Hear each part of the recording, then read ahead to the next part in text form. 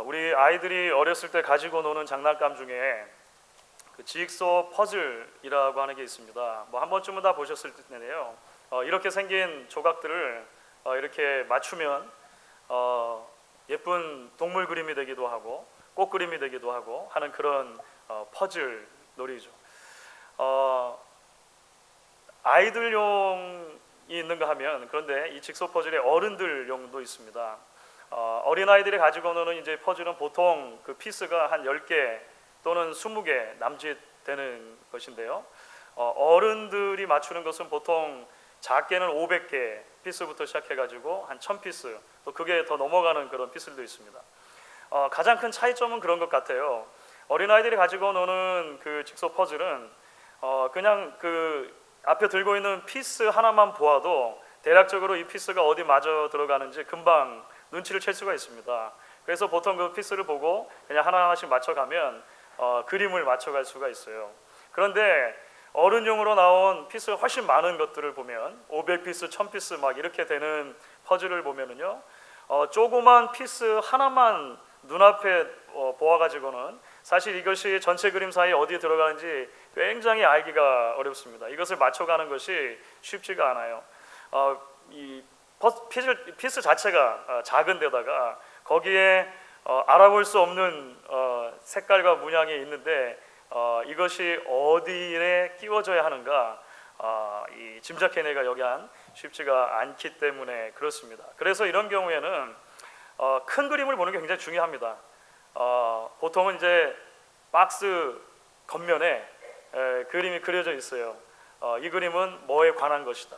그 그림을 자꾸 보고 먼저 그 큰 그림이 내 마음속에 있어야 이제 비로소 작은 피스들을 맞춰갈 수가 있는 거죠. 도대체 이 그림이 반고흐의 해바라기 그림인지 아니면 별이 빛나는 밤 그림인지 하여간 대략적인 마음의 이 그림을 가지고 있어야 맞히기가 쉽다라고 하는 것입니다. 여러분, 우리가 이제 출애굽기를 계속 살펴보는 가운데 출애굽기 20장부터 23장까지에 이르는 소위 말하는 율법 섹션에 이제 다다르게 되었습니다.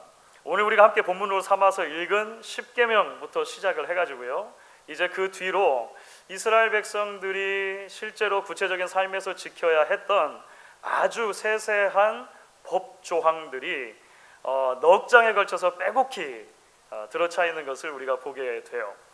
지난주에 잠깐 말씀드린 것처럼 사실 이 율법과 관련된 부분은 자칫하면 우리가 길을 잃기가 쉬운 숲과도 같습니다.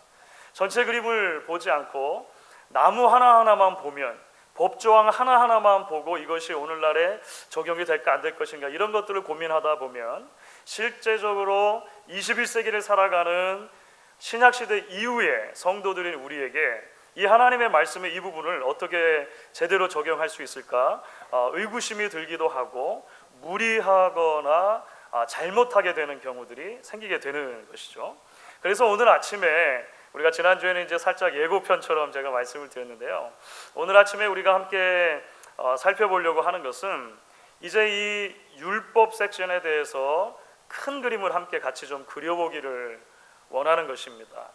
출애굽기 전체 안에서 좀 더 넓게는 구약 전체 안에서, 더 넓게는 구약과 신약과의 관계 속에서 우리가 율법이라고 하는 것을 생각할 때 그 율법에는 아주 중요한 두 가지 특징이 있다는 것을 우리가 오늘 아침에 먼저 생각하고 그것을 가지고 우리들에게 율법이 어떻게 적용될 수 있을 것인가 하는 부분까지 연결해서 같이 볼 수 있으면 좋겠다 싶습니다. 오늘 아침에 우리가 성경의 율법 섹션을 함께 살펴보면서 먼저 마음에 담아야 할 부분이 하나가 있습니다. 율법은 도대체 무엇인가? 율법을 가만히 들여다보면 율법 안에 하나님의 성품이 반영되어 있다라고 하는 것을 우리가 기억하는 것이 대단히 중요합니다. 율법의 항목들을 세세히 들여다보면 우리가 율법을 통해서 하나님이 어떤 분이신가 라고 하는 것을 보게 된다는 거예요. 그래서 결국 하나님을 닮아간다는 것은 도대체 뭘 말하는 것인가, 우리가 율법을 통해 비추어 볼 수 있다라고 하는 것입니다. 여러분, 한국에서 심심치 않게 들려오는 소식 가운데 현대판 노예 뭐 이런 뉴스들이 있어요. 혹시 그런 거 읽어보신 적 있으십니까? 사실 지난 한 주간 동안에도 한국에서는 한 2건 정도 그런 사례들이 연이어서 보고가 되었습니다. 그 중에 제일 최근에 며칠 전에 이 뉴스에 나왔던 내용이 있는데요. 어떤 한 그 장애를 가진 그 여성 아주머니께서 거의 6년 동안 무임금으로 착취를 당한 아주 안타까운 이야기가 소개가 되었어요. 올해로 59세가 되시는 황모 아주머니가 계시는데요. 이 지적장애 3등급 판정을 받으신 분입니다. 그러니까 지적장애가 3등급이면 IQ가 50에서 70 정도 되는 이런 분들을 그렇게 분류한다고 그래요. 물론 이제 교육을 받을 수 있고 어느 정도 교육에 따라서 사회에 기여하고 일도 할 수 있는 정도를 그 정도로 분류한다는 이야기를 제가 들었습니다. 이분이 거의 6년 가까이 되는데요. 2012년 2월 달에 이제 한 식당에 이제 일을 하기 원했고 취직을 하게 된 것입니다.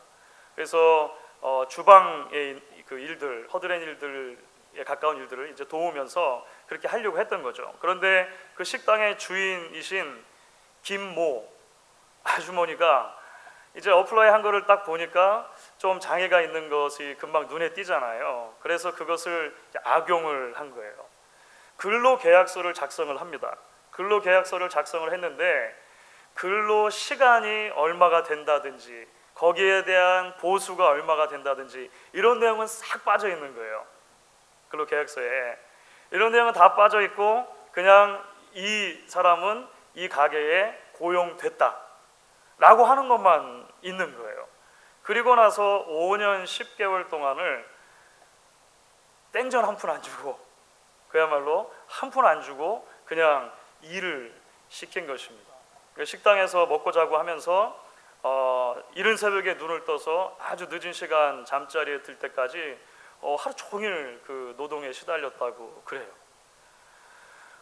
결국은 이제 이분이 작년 11월 달에 그 해고가 됐거든요.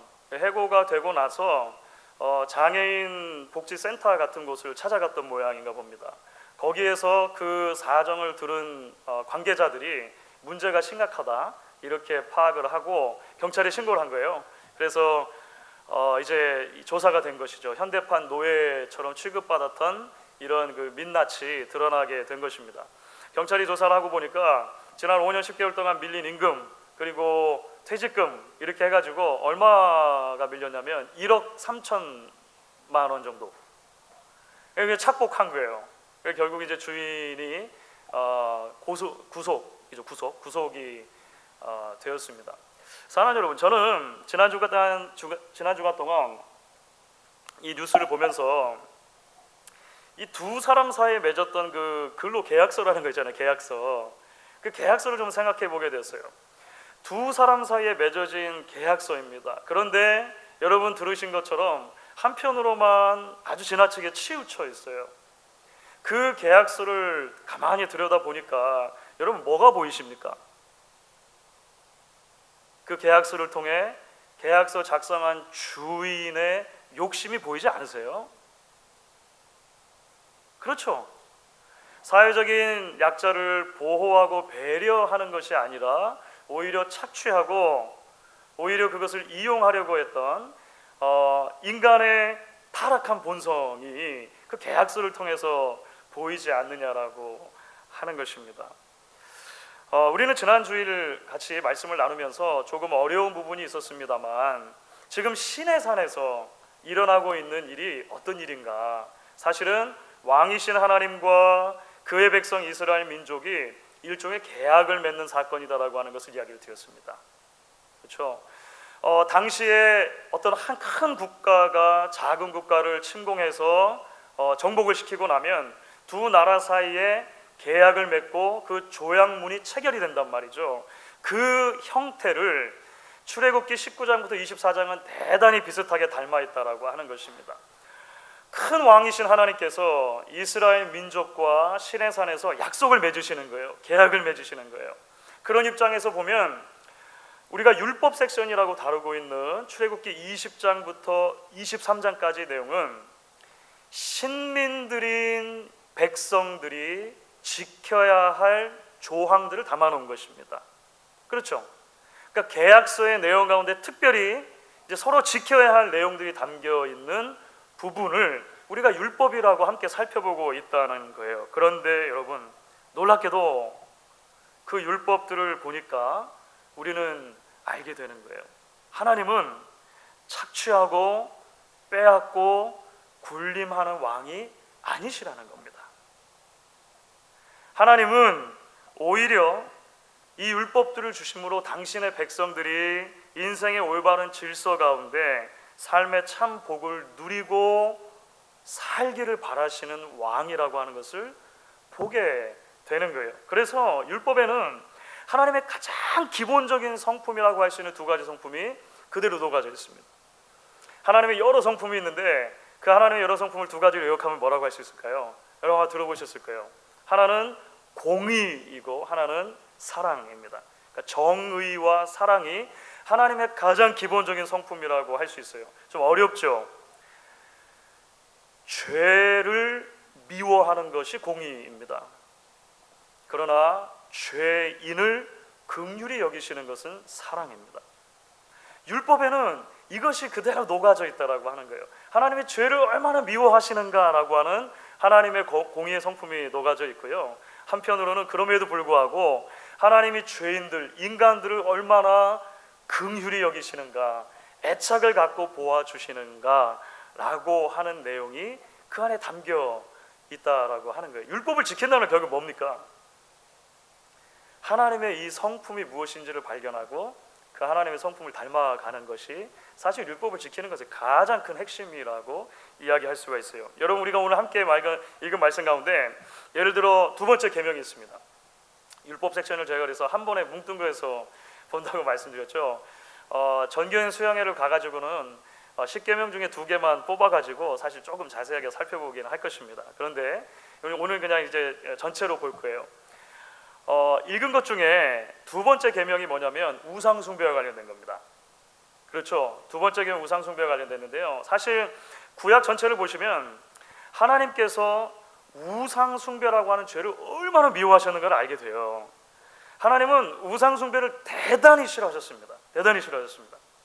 그런데 오늘 10계명 자체를 놓고 보면 그 우상 숭배에 대한 계명을 주시면서 하나님이 말씀들을 덧붙이세요. 어떤 말씀을 덧붙이신지 저와 여러분이 한번 같이 읽어보도록 하겠습니다. 20장 5절부터 우리 6절까지 같이 한번 읽어보겠습니다. 나 내 하나님 여호와는 질투하는 하나님인즉 나를 미워하는 자의 죄를 갚되 아버지로부터 아들에게로 3, 4대까지 이르게 하거니와 나를 사랑하고 내 계명을 지키는 자에게는 1000대까지 은혜를 베푸느니라. 여러분, 이 말씀 읽으시면서 하나님이 죄를 미워하신다라고 하는 그 공의의 부분과 그럼에도 불구하고 사람들을 사랑하신다고 하는 그 사랑의 부분이 같이 이렇게 녹아들어 있다는 게 느껴지십니까? 하나님이 얼마나 죄를 미워하시는가, 죄를 미워하시기에 그 죄를 갚되 3, 4대까지 이르게 하시는가.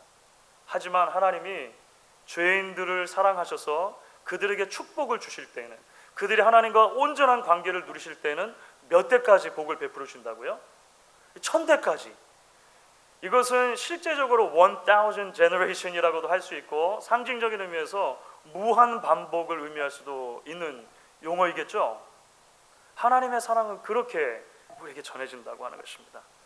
여러분, 그래서요, 사람과 사람 사이의 법을 이야기하실 때 이제 그 후반부 이제 21장, 22장, 23장 이렇게 가면 사람과 사람 사이에 지켜있던 수많은 율법의 조항들이 나오거든요. 그 조항들을 살펴볼 때도 하나님께서 기본적으로 이스라엘 백성들이 원하셨던 것은 바로 이 공의와 사랑이라고 하는 하나님의 성품을 닮아가는 것이었다는 것을 보게 됩니다. 여러 개가 있는데 대표적인 거 하나만 그냥 살펴볼게요. 출애굽기 21장 18절 19절을 보면 이제 남을 이렇게 상하게 했을 때, 다치게 했을 때 관련된 그 법률이 나옵니다. 이런 이야기가 나와요. 같이 한번 읽어보시면 좋겠습니다. 사람이 서로 싸우다가 하나가 돌이나 주먹으로 상대방을 쳤으나 그가 죽지 않고 자리에 누웠다가 지팡이를 짚고 일어나 걸으면 그를 친 자가 형벌은 면하되 그간의 손해를 배상하고 그가 완치되게 할 것이니라. 자, 본래 구약의 보통의 율법에서 일부러 계획적으로 다른 사람의 생명을 빼앗으면, 그러니까 살해를 하면 그 죄에 대한 이 규정은 사형입니다.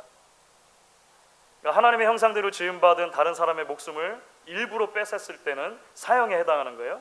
그런데 방금 전에 읽은 말씀 뭐냐면 그렇지 않았을 때입니다. 일부러 사람을 치긴 쳤어요. 돌이 너무 구체적인 도구를 설명해가지고 하여간 이런 도구로 사람을 쳐가지고 다쳤단 말입니다. 그런데 죽지는 않았어요. 그럴 경우에는 어떻게 할 것인가? 여러분, 성경에 관심이 어디 있다고 생각하십니까? 이 법률 규정에 관심이 어디 있다고 생각하세요? 오늘날 같으면 어떻게 할까요? 가둬라. 감옥에 가두어라.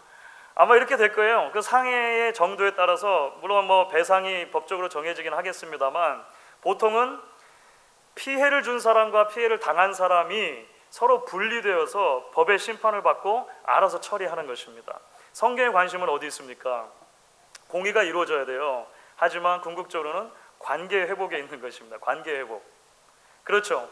그래서 다친 사람에게 그동안의 그 필요한 것들을 배상해 주고 그가 나을 때까지 돌봐줘라 라고 하는 말이 덧붙여 있는 거예요.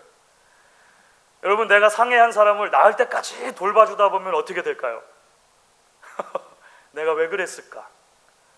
그렇죠. 내가 이 사람을 상해할 수밖에 없었던 이유를 깨닫고 그 이유를 바꾸라고 하는 것이 성경의 가장 기본적인 그 관계 회복의 맥락 가운데 들어있는 것이 되는 것입니다. 하나님의 공의와 하나님의 사랑을 그대로 살아가는 것이 바로 율법의 정신이라는 것을 다시 보게 되는 것이죠. 여러분, 출애굽기 21장부터 23장에 말씀드린 대로 여러 율법의 조항들이 나옵니다. 여러분, 그런 율법의 조항들을 21세기를 살아가는 우리가 다 지킬 수 없는 것들이 굉장히 많아요. 눈에는 눈, 이에는 이, 손에는 손, 발에는 발. 이 동형복수법과 같은 것은요, 오늘날에 우리가 아예 지킬 수가 없습니다. 우리가 살고 있는 미국 법으로 그렇게 되지가 않아요. 그런가 하면 이 중간쯤 가다 보면 소나 짐승, 양, 뭐 이렇게 나귀 이런 것에 대한 배상의 법이 나옵니다. 이것은 유목문화와 농경문화를 배경으로 한 것이니까 오늘날 우리의 기술이 발달된 문화 속에서 맞지 않는 부분이 있을 수 있습니다. 그럼에도 불구하고 사랑하는 여러분, 변하지 않는 것이 하나 있다는 거예요. 변하지 않는 것이 있는데 그것은 하나님께서 율법을 주셨을 때 그 의도하셨던 바는 뭐냐면 그 율법의 조항들 안에 하나님의 성품을 담아 놓으신 것입니다. 하나님이 얼마나 공의로우신가, 하나님이 얼마나 사랑이 많으신가 라고 하는 하나님의 성품을 담아 두었고, 결국 율법을 지킨다고 하는 것의 가장 핵심은 구체적인 항목들을 넘어서서 그 하나님의 마음을 닮아가는 것이다 라고 하는 것으로 우리가 생각을 할 수가 있는 것이죠. 그렇게 이해를 하면 여러분, 이제 신약으로 넘어가서 예수님께서 율법을 적용하실 때, 해석하실 때 왜 그렇게 하셨는가라고 하는 것을 이해하게 됩니다. 대표적으로 이 마태복음 5장부터 7장을 우리가 산상수훈이라고 하잖아요. 산상수훈에 보시면 예수님이 거의 의도적으로 구약의 율법, 특별히 10계명의 몇 조항들을 가지고 와서 설명을 해주시거든요.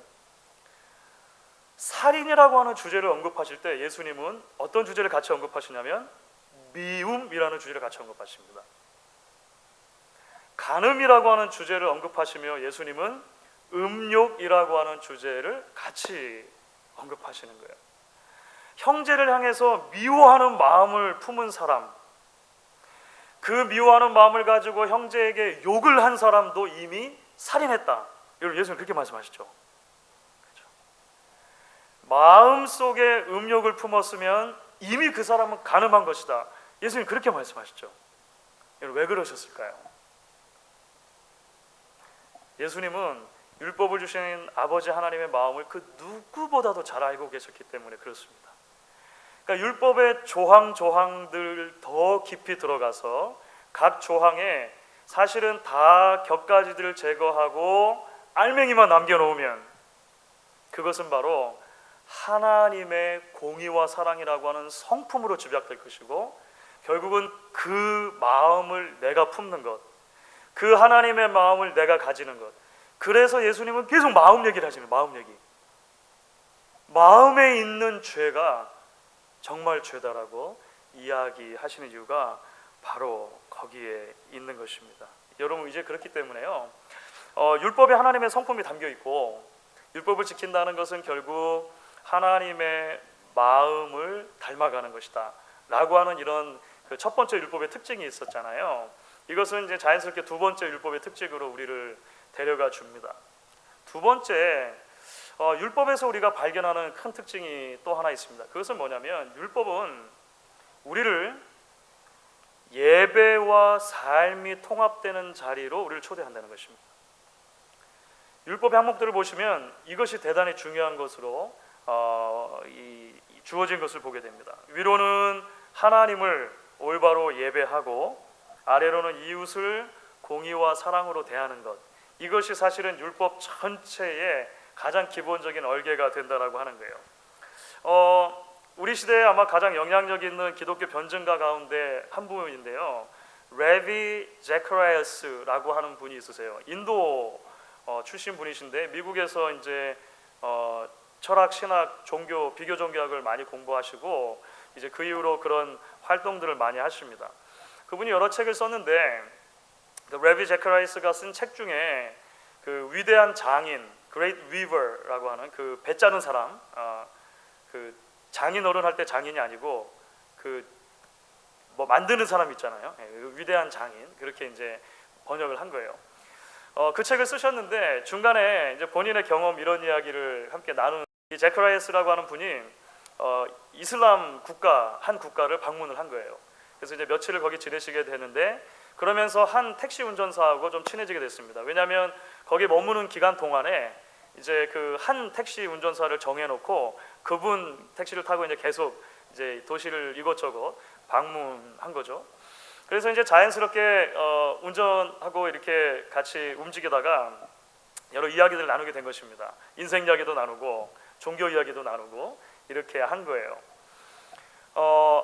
하루는 이제 이 제카리아스라는 분이 이 택시 운전사에게 질문을 했습니다. 아니, 왜 당신은 메카 순례를 하지 않은 것입니까? 이렇게 물어봤어요. 여러분, 메카라고 아시죠? 그 이슬람 그 종교 안에서는 가장 이 크게 보는 성지 중에 하나가 메카이지 않습니까? 그래서 그 이슬람의 그 종교적인 그 의무 가운데 아주 중요한 기본적인 것 중에 하나가 뭐냐면, 평생에 적어도 한 번은 그 메카를 방문해야 되는 거예요. 여러분, 종종 그런 거 보시지 않으십니까? 사실 지난주 수요일부터 라마단이라고 하는 그 이슬람의 최대 금식 기간이 시작됐어요. 별로 관심 없으시죠? 하여간 이런 이 메카를 순례하는 것 때문에 그 해마다 사실 그런 뉴스가 되거든요. 그래서 이렇게 메카를 순례하는 행위를 하즈라고 하고, 그 순례를 한 번을 마친 사람 있잖아요. 마친 사람은 하지라고 아예 불러줘요. 우리는 이렇게 미스터 누구, 뭐 미세스 누구, 미스 누구 이렇게 부르잖아요. 그분들은 메카 순례를 한 번 마친 분은 이름 앞에다가 하지 누구누구 이렇게 붙여주는 거예요. 그런데 이 사람이 택시 운전사인데 명찰에 보니까 없잖아요. 그래가지고 물어본 거예요. 왜 당신은 하지가 아니냐, 왜 아직 안 갔다 왔냐, 이걸 물어봤단 말이에요. 이분이 근데 이렇게 대답을 했습니다. 제가 당신 같은 손님한테 지금 여기에 있는 미터기에 나오는 이거 대로 요금을 책정하면은요, 우리 가족이 먹고 살 수가 없어요. 당신 같은 손님을 제가 좀 등쳐먹고 그렇게 살아야만 제가 우리 가족을 부양하며 살 수 있어요. 그런데 제가 만약에 메카에 성지순례를 하고 나면 그거 못 하잖아요.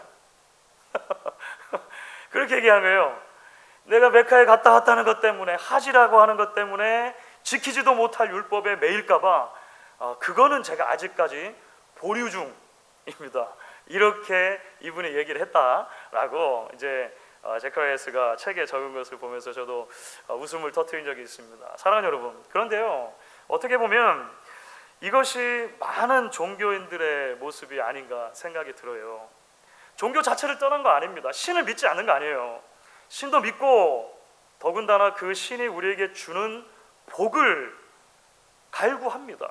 그러나 삶은 내 마음대로 살고 싶은 거예요. 적당하게 남도 속이고 적당하게 이렇게 그렇게 이익을 취하면서 삶은 내가 원하는 대로 살기를 원하는 것입니다. 하지만 여러분, 성경이 우리에게 기대하는 신앙의 가장 기본적인 모습은 무엇입니까? 하나님을 향한 예배와 우리의 삶이 구분되지 않는 것입니다. 위로 하나님을 올바로 예배하고 아래로 이웃들을 하나님의 공의와 사랑으로 섬기며 살아가는 것이 하나의 통합된 삶이다 라고 성경은 이야기를 해요.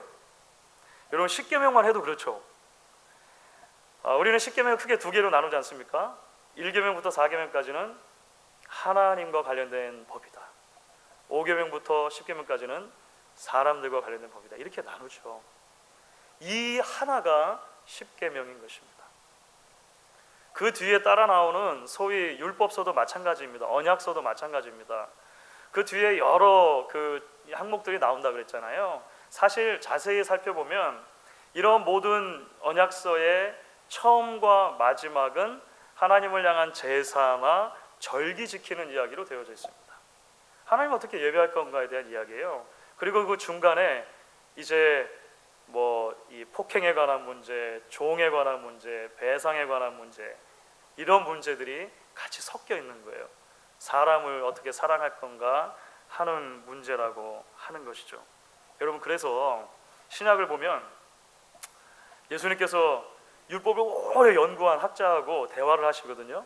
대화하시다가 그 율법을 오래 연구한 학자가 예수님, 율법에서 가장 큰 계명이 뭡니까? 이렇게 물어봤지 않습니까? 그때 예수님이 뭐라고 대답을 해주셨습니까? 그것이 마태복음 22장 37절부터 40절이에요. 제가 한번 읽어보도록 하겠습니다. 예수께서 이르시되 내 마음을 다하고 목숨을 다하고 뜻을 다하여 주 너의 하나님을 사랑을 하셨으니 이것이 크고 첫째 되는 계명이요 둘째도 그와 같으니 내 이웃을 내 몸과 같이 사랑하라 하셨으니 이것이 온 율법과 선지자의 강령이다. 예수님은 율법이 두 개로 요약될 수 있다고 말씀하신 거예요. 하나님을 사랑하는 것, 이웃을 사랑하는 것, 이것이 하나다라고 말씀하셨죠. 오랫동안 율법을 공부했던 율법학자도 이것에 동의했습니다. 예수님 맞습니다 라고 이야기를 했어요. 그렇습니다. 여러분, 성경은 처음부터 끝까지 하나님의 백성들에게 우리가 하나님께 드리는 예배와 우리가 이 땅에 살아가는 삶이 구분될 수 없다고 말합니다. 구분되어서는 안 된다라고 이야기를 합니다. 그런데 우리는 얼마나 많은 경우에 사실 교회에서 쓰는 가면과 직장에서 쓰는 가면과 우리 가정에서 쓰는 가면이 서로 다른지 알 수가 없습니다. 여러분, 얼마나 많은 경우에 우리는 신앙은 신앙이고 비즈니스는 비즈니스다 하고 생각하고 살아갑니까? 우리는 얼마나 많은 경우에 교회에서 봉사하는 것은 그것이고 세상의 즐거움을 추구하는 것은 다른 것이다라고 생각하고 살아갑니까? 예배 잘 드리고 헌금도 해야 하지만 세상에서 손해보지 않고 악착같이 사는 것도 중요하다. 우리가 어느덧 그렇게 생각하고 살지 않냐고 하는 것입니다. 그러나 여러분, 말씀드린 대로 예배와 삶은 다른 것이 아닙니다. 달라서도 안 되는 것이죠. 그래서 언젠가도 한번 말씀을 드린 적이 있는 것 같은데요. 히브리서 저자는 아예 그래서 이것을 두 종류의 제사라고 설명을 합니다. 위로 드리는 제사가 있고 옆으로 나누는 제사가 있다라고 설명을 해요. 히브리서 13장 15절 16절인데요. 여러분 같이 한번 저하고 읽어봐 주시면 감사하겠습니다. 히브리서 13장 15절 16절 같이 한 목소리 읽겠습니다. 그러므로 우리는 예수로 말미암아 항상 참송의 제사를 하나님께 드리자. 이는 그 이름을 증언하는 입술의 열매니라. 오직 선을 행함과 서로 나누어 주기를 잊지 말라. 하나님은 이 같은 제사를 기뻐하시느니라. 여러분, 제사라는 말이 두 번 나오죠. 하나님을 향해 드리는 제사가 있고 우리가 서로 나누는 것도 제사다. 아예 히브리서 저자는 그렇게 이야기하면서 우리의 예배와 삶을 하나로 묶어주고 있다는 것입니다. 김남준 목사님의 게으름이라고 하는 책이 있습니다.